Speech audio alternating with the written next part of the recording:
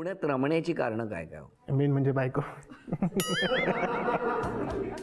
कसं काय हो, असं का म्हणतात ते? माहीत नाही. त्याचा फॅमिली म्हणजे फ्रेंड सर्कल पण खूप लिमिटेड आहे, त्यामुळे घर ते ऑफिस, ऑफिस ते घर एवढंच रुटीन. नाही नाही, त्यांनी काय सांगितलं की पुण्यात रमण्याचं कारण बायको असं सांगितलं. तर नेमका भेटलात कधी तू? नेमकं आम्ही भेटलो 2009 जूनला. जून? हो, इंटरनेटच्या माध्यमातून आमची ओळख झाली. बरं. आनंद जो आहे, तर आनंद आणि 12वी पर्यंत एका कॉलेजमध्ये होतो. बार्शीला? बार्शीला म्हणजे हां, बार्शीला सुद्धा मित्र होतो. मग तिकडनं बार्शीतला आनंद इकडे घेऊन आला? 12वी नंतर मी डिप्लोमाला पुण्यात आलो गव्हर्नमेंट पॉलिटेक्निकला. बरं. मग त्यावेळी इनं माझ्यासोबत बॅचमेट म्हणून होती माझी, मग एक सेम ब्रँचला. हां. आणि त्यावेळी आमच्या दोघांची ओळख होती आणि नंतर माझ्या अकाउंटवरून परत त्या दोघांची ओळख झाली. काय हो? तसं झालं असं की 12वी नंतर त्याचा माझा संबंध तुटला होता, म्हणजे ओळख नाही. आणि एक दिवस ऑनलाईन दिसला होतो. सो त्याला मी सहज म्हटलं, अरे काय गाठ भेट नाही, काय नाही, कळवलं नाही. सो तो म्हटला की म्हणजे हीच होती अकाउंट, की मी आनंद नाही आहे, मी नम्रता आहे. मग थोडंसं मी दचकलो थोडंसं, ठीक आहे सॉरी वगैरे. मग ती म्हटली नाही हरकत नाही, मी त्याची मैत्रीण आहे. आणि मग तिनं चौकशी केली काय वगैरे, आणि तिनं माझा नंबर घेतला ॲक्च्युली. काय हो? ॲक्च्युली नंबरचं खूप नंतर झालं. नंबर आधी नाही घेतला, त्याच्या गोष्टी खूप कमी लक्षात राहतात. नंबर आधी हे बरं आहे, सगळं त्यांच्यावर ढकलून मोकळे होतात. काय झालं सांगा मला. नंबर आधी नाही घेतला. ॲक्च्युली ओळख झाली, त्यानंतर 2-3 वेळा बोलणंही झालं आमचं. आणि आणि माझं बोलणं होण्यासाठी नंबर फोन तू केला. हां, आणि मावशीचा मुलगा आणि काय माझ्याकडे नंबर नव्हता काय. मग मावशीचा मुलगा आणि एकाच कंपनीत होते दोघं पण. तर मग मी त्याला जस्ट इन जनरल विचारलं की आपण पुढच्याशी बोलतोय, माहीत नाही ती व्यक्ती कोण आहे, मग आपण बोलायचं की नाही. त्याला मी कन्फर्म केलं की तुझ्या ऑफिसमध्ये आहे का असा कोणी मुलगा. तर म्हणलं हो आहे. म्हणलं ठीक आहे, तर ह्याच्याशी बोलायला काय हरकत नाही. आणि आनंदचाही ओळखीचा होता, मग मी बोलायला सुरुवात केली. रेग्युलर हाय हॅलो सुरू झालं आमचं. मग नंतर एकदा हाच म्हणाला, मी तुला बघितलेलं नाही आहे, काही नाही. मग कसं म्हणजे मी ओळखणार कसं, किंवा काय कधी आपण भेटलो तर. मग मी त्याचा नंबर घेतला, मी माझं काय झालं त्यांना विचारूया. थांबा, आता सांगा हे काय होतं. तिनं नंबर घेतला नव्हता. त्यानंतर 3-4 दिवस वाट बघितली होती मी, कारण तिनं नंबर दिला नव्हता मला. पण तिनं काही कॉल केला नाही. नंतर मी विसरून पण गेलो होतो. नंतर अचानक एक 15-20 दिवसांनी तिनं सहज कॉल केला की मी नम्रता वगैरे. आणि मग त्यानंतर थोडंसं बोलणं वाढलं होतं आमचं. ते ठीक आहे, पण भेटण्याचं कसं काय केलं पहिल्यांदा? हां, म्हणजे भेटावं म्हटलं की एवढे दिवस बोलतोय आमचे, म्हणजे बोलण्यातनं ओळख वाढली होती, पण प्रत्यक्ष कधी असं समोरासमोर गाठ भेट नव्हती झाली. म्हटलं सहज. कुठे भेटला?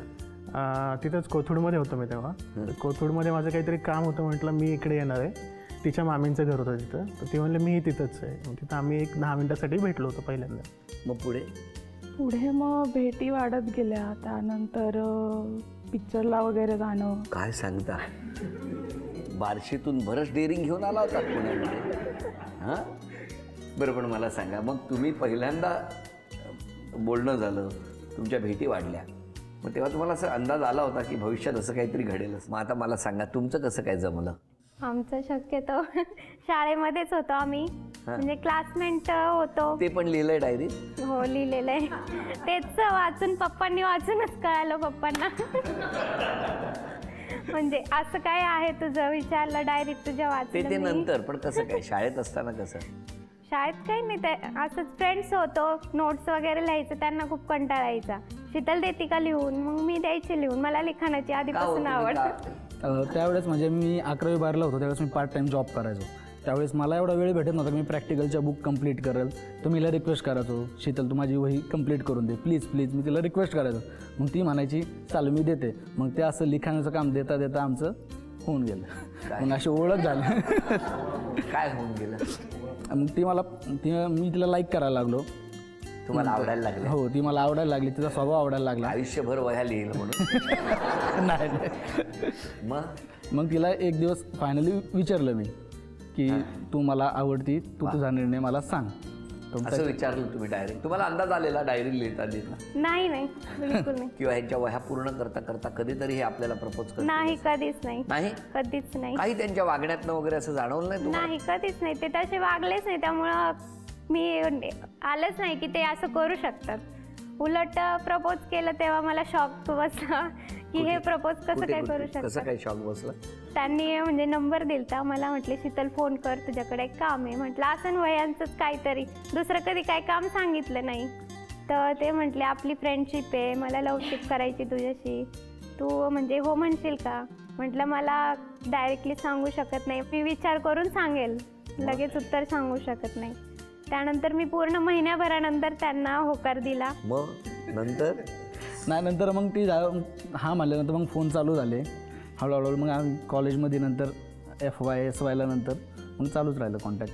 पण मग जवळच्या जवळ एवढं सगळं होतं, घरी कोणाला संशय नाही आला? नाही आला. तुमच्या घरी? आमच्या घरी नाही आला. काय हुशार आहात तुम्ही. तुमच्या घरी काय डायरीमुळे कळलं? डायरीमुळे कळालं होतं पप्पांना. म्हणजे ते वाचायचे, कोणालाच द्यायची नाही मी, फक्त पप्पांनाच द्यायची माझी डायरी. तर त्यांनी वाचलं एकदा, कळालं त्यांना. त्यामुळं गोंधळ झाला थोडा, कशामुळं का केलं असं तू, त्यांना थोडं वाईट वाटलं. स्वाभाविक. हां. मग त्यानंतर काय नाही, म्हटले कोण मुलगा आहे, काय नाव आहे, सांगितलं त्यांना. पण ते म्हणले कास्ट वेगळी आहे, आपल्याला काही जमणार नाही. अच्छा, म्हणजे तुमची ही इन्व्हॉल्वमेंट त्यांच्यात 100% झालेली. हो. मग फायनली घरी कळल्यावर तुमच्या घरी कसं कळलं? आमच्या घरी म्हणजे आधी काय असं इंटिमेशन नव्हतंच. मी फक्त हिला सांगितलं होतं की असं असं आहे, जर तुमच्या घरचे तयार असेल तर मी माझ्या घरच्यांना सांगेल की तुम्ही तिच्या घरी जाऊन विचारा तिला. पण ही म्हणली की आमच्या घरचे 100% हे नाहीच म्हणणार आहेत ह्या गोष्टीला. तर मग म्हटलं मग काय करायचं. तर ती म्हणली आता आपल्याकडं पळून जाण्याशिवाय दुसरा पर्याय नाही आहे. मग पळून गेलो आणि लग्न केलं. कुठे गेले पळून? नरसिंहवाडीला, अरे वा, दत्ताच्या मंदिरात. नरसोबावाडी. हो. अच्छा अच्छा. तिथे दत्ताच्या साक्षीने आम्ही वैदिक पद्धतीने लग्न केलं दोघांनी. तुमच्या घरून तुम्ही जेव्हा निघून गेलात तेव्हा कळलं नाही घरी? कळालं होतं, फोन वगैरे ट्रेस झालते आमचे भरपूर. त्यामुळं आणि इकडे पण खूप जॉईंट फॅमिली होती, त्यामुळे सगळे घाबरले होते. किती दिवस बाहेर होते तुम्ही?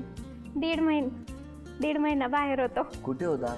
आम्ही स्टार्टिंगला म्हणजे नरसोबाच्या वाड्याला लग्न केलं.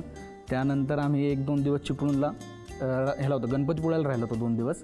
त्याच्यानंतर डायरेक्ट फायनली चाकणच्या जवळच, आम्ही 5-6 किलोमीटर लांब चाकणच्या जवळच राहिलो होतो. हा? तिथे कोणालाच माहित नव्हतं? नाही, तर कोणालाच नव्हतं माहिती. महिनाभर म्हणजे शोधाशोध चालू कोणालाच होती. माहित नाही.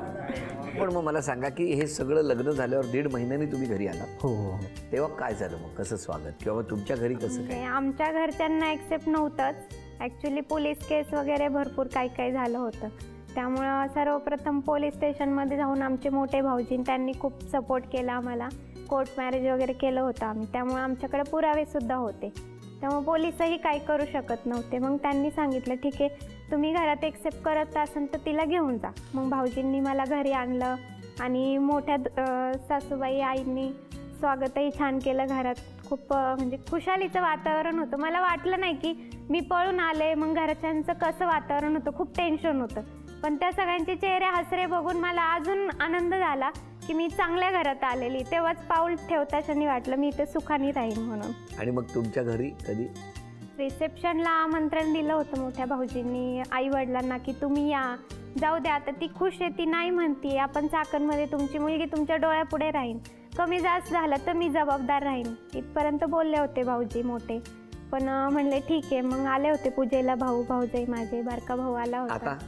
आता नाही आहे. त्यानंतर खूप म्हणजे त्यांनी दुसरंच काहीतरी त्याचा गैरवापर केला त्यांनी येण्याचा, आई वडिलांनी. मेरी सिस्टर्स, इन्होंने उसको मम्मी को कन्विंस करने का काम किया और फिर उसके बाद फिर आगे धीरे धीरे वो लोग आए यहाँ पे. आणि मग लग्न कधी झालं तुमचं? आणि ते लोक आल्यानंतरही आमचं म्हणजे बोलणी करायला मम्मी पप्पा गेले तिकडे, बट कोणीही कोणाशी बोलत नव्हतं. म्हणजे लग्नाची 5 मिनिट्स पण बोलणी नाही झाली. फक्त कॅज्युअली 10-15 मिनिटाची मीटिंग झाली. आम्ही घरी जाऊन असं एकमेकांसोबत डिस्कस केलं. तर म्हटले की आपली फॅमिली बिलकुल खुश नाही आहे, तर पुढे जाण्यात काही